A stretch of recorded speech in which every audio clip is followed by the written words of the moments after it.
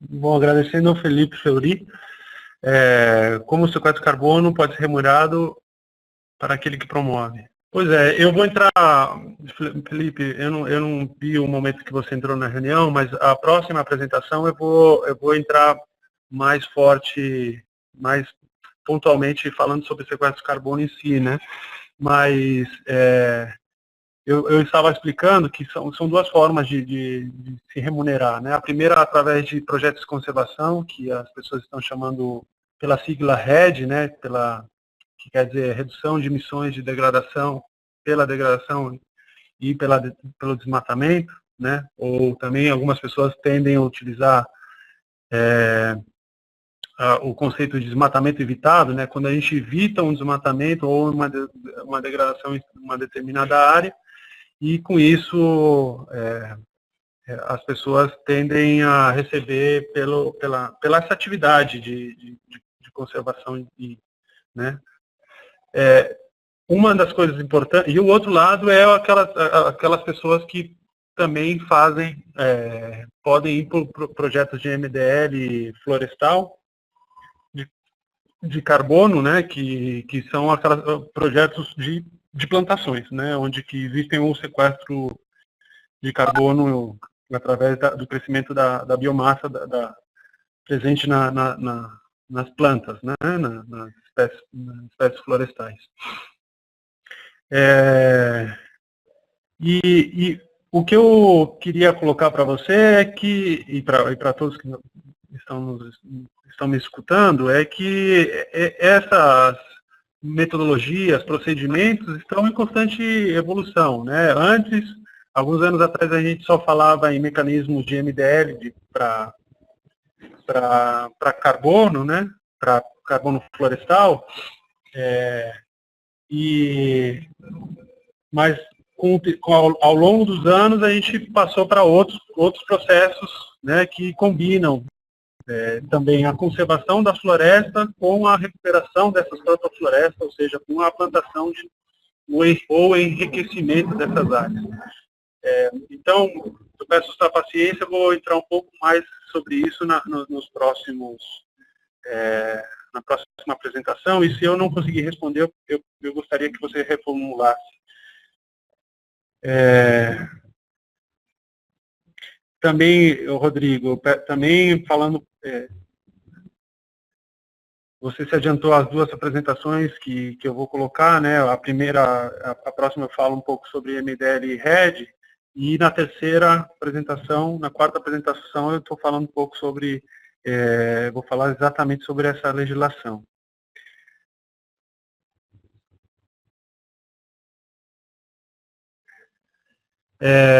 Na terceira pergunta, Rodrigo, sobre se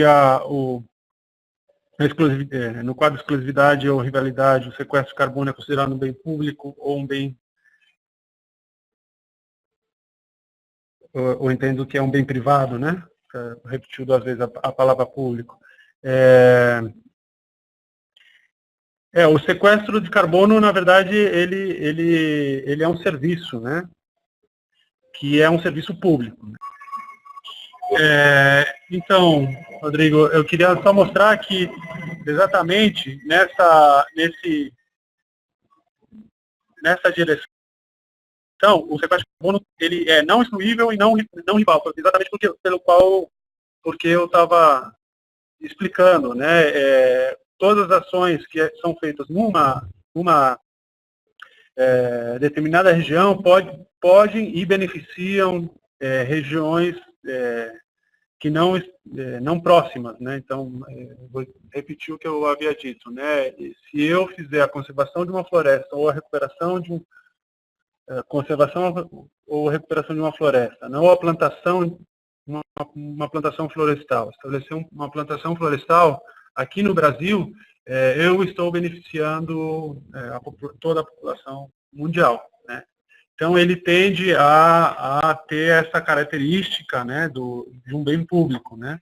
Como eu listei aqui, onde um software livre ele pode ser usado por todas as pessoas o uso por uma pessoa limite a outra pessoa.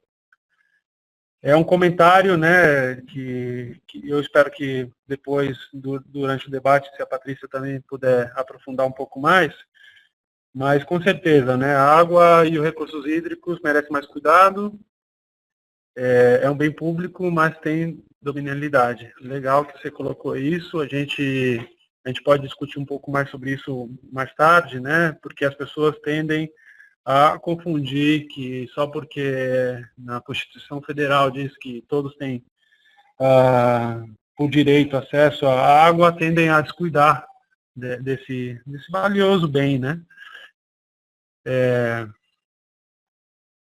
E aí eu vou ler aqui, né? A cobrança pelo uso da água tem um viés próximo da prestação de serviços ambientais, mas tem viés também de bem público com valor econômico. Veja os 3 objetivos dos instrumentos postos em lei. Legal, Patrícia. Grato pelo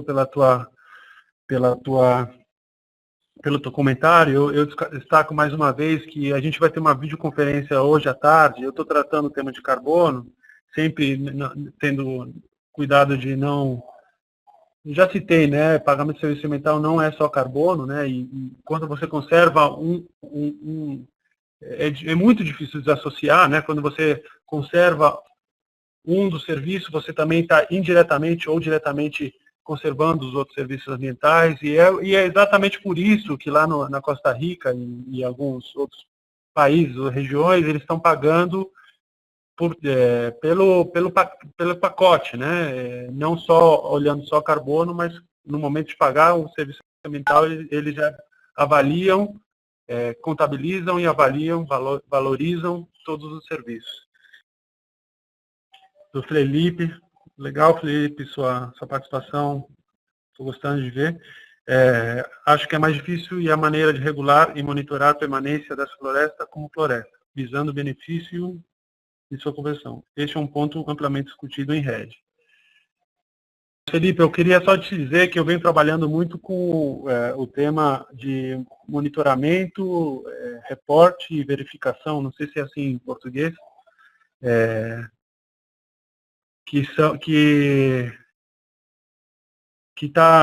são pessoas que estão comprometidas a ver como avaliar,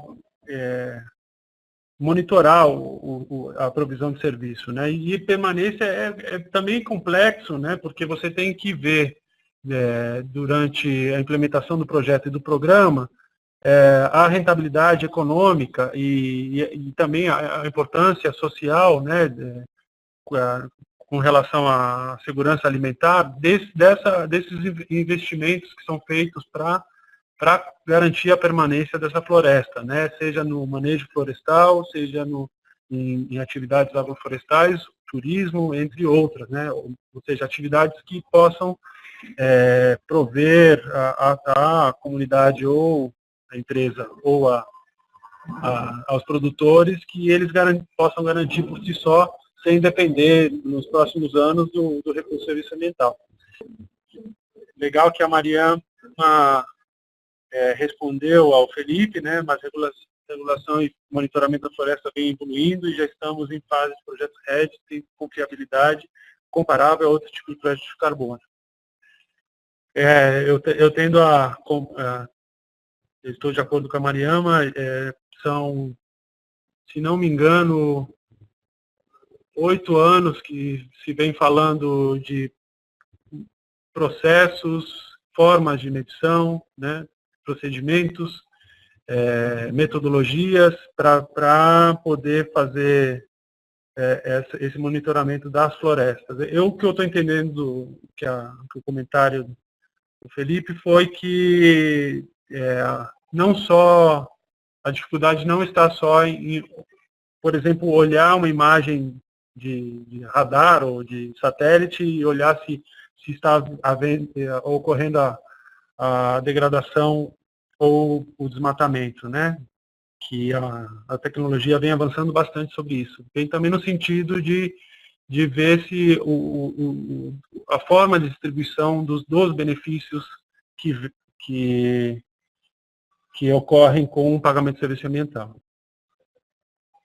A Patrícia também fala, o relatório elaborado pelo Banco Mundial, divulgado pela Veja, esta semana apresenta o óbvio que a exploração sustentável dos recursos naturais não tem sido a garantia do que moradores das reservas ambientais assegurem a melhoria da qualidade de vida. O PCA poderia ser uma solução adequada? Se sim, quais os principais desafios da implementação? Patrícia, eu acho que essa aí é uma daquelas perguntas centrais para toda a discussão, né? Isso está muito relacionado ao custo de oportunidade, né? A gente sabe que, apesar de há muitos anos a certificação de manejos de impacto reduzido, né, do manejo sustentável de florestas, vem tendo bastante dificuldade de dar certo pela ausência, né, ausência de algumas políticas locais, né, da instituição, da governabilidade ou da governança local, né. Então, a gente que está trabalhando nesse tema acredita que, dentro da lógica econômica, fazer que a floresta em pé possa valer mais que a floresta deitada, né, ou cortada, não só dependendo do serviço, mas também da produção dos bens, né, da produção da madeira ou de produtos não florestais não madeiráveis, é a única lógica que possa, em algumas situações onde que a presença do Estado não é constante, faz possível que a conservação da floresta continue. Mas acho que vai ficar claro também um pouco mais para frente com a próxima apresentação. Legal. A Patrícia está trazendo elementos bem interessantes, né? E que vão além dessa relação de um pagamento, um simples pagamento em uma determinada local, né? O país, né? Hoje, 50% da população global mora em cidades e acreditamos que nos próximos 25 esse número chegará a 70, 75. Infelizmente, Patrícia, eu sinceramente, estou fazendo o caminho contrário. Essas tendências estarão certamente em 1 milhão dos principais centros urbanos do mundo. De lá sairá o crescimento e da riqueza. Como o PCA poder ser um instrumento de gestão ambiental nesse cenário? E a próxima existem reflexões conceituais e formais sobre o desenvolvimento e instalação de uma agência reguladora desse mercado? Esse tema, essa é a segunda pergunta, Patrícia, eu espero tratar agora na próxima apresentação, tá? E é uma questão bem complexa essa de que a população vai